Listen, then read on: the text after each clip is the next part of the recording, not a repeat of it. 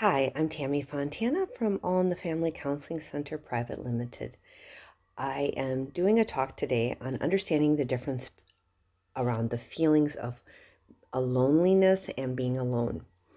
One of the things that I'm often dealing with people is they will come in and they have these really overwhelming feelings of loneliness. And it feels very dark, it feels very heavy, and the more severe it can be, this is where people can turn to compulsive behaviors, shopping, eating, gambling, drinking, sex, to suppress these feelings. And a lot of people confuse these really overwhelming, suffocating black feelings. They often describe them like death choking us. They think that they're alone. And one of the things that I help people to learn how to understand when you're having that level of feeling is that that's not it's a feeling of loneliness, but this is where we have to learn how to deal with our feelings. It's your feelings trying to tell you you're actually disconnected from yourself. You're alone with yourself. And again, one of the things I'm often working with people who are struggling with anxiety, feelings of loneliness, compulsive behaviors, poor relationships, crushing anxiety, is starting to change their relationship to their feeling and understand what their feelings are trying to tell them. And many people confuse this feeling of alone or loneliness with thinking it's related to others.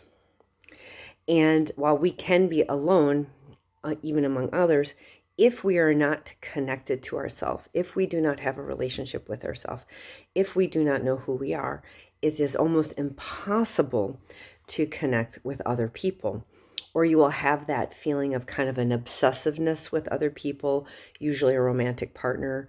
You might even describe it as abandonment issues or feeling jealous or insecure, and you'll often maybe have a history of getting involved with wrong people who cheat on you, or you will have trust issues. And often this is, if we peel back and go back to the beginning, it's related to not having a relationship with yourself.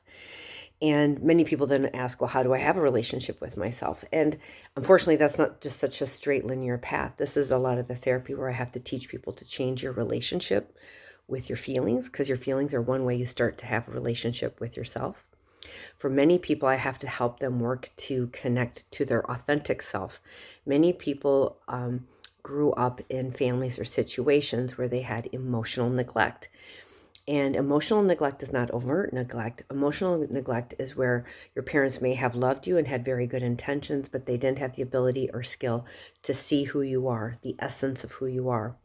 When you are not seen as a child, and instead your parents are giving you superficial praise or guidance on what they need you to be or what they want you to be so they can feel okay, it stops you from figuring out who you are and building your relationship. And this evolves over year. And many people will build a false self to protect that really fragile, underdeveloped self.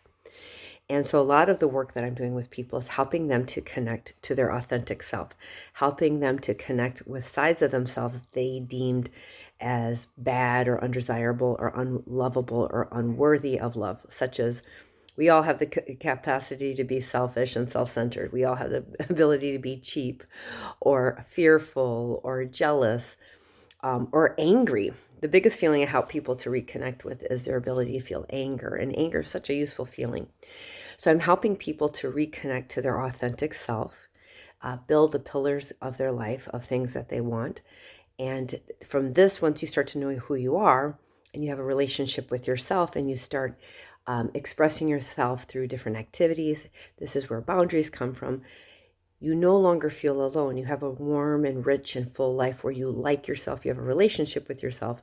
And this is from where you can then go out and actually build healthy relationships. But before you can do that, you need to have a relationship with yourself. So if you're having overwhelming, crushing feelings of aloneness or lonely, even sometimes when you're around people, or maybe even when you're in a relationship, this is often a signal that you have not developed a strong enough relationship with yourself. And like all mental health issues, like physical health, it's a continuum. It's not an all or nothing thing. Everybody can have different degrees, but it's a horrible feeling. It can make us do really things that we may feel ashamed of or feel embarrassed of that can even further disconnect us. So the first step is, building a healthy relationship with a therapist who can help you learn about yourself, learn to come to accept your true authentic self, find healthy ways to express that, and deal with that crushing loneliness. All my contact details are below. I work with clients around the world. So if you have questions, just reach out and ask how I might help you. Thanks.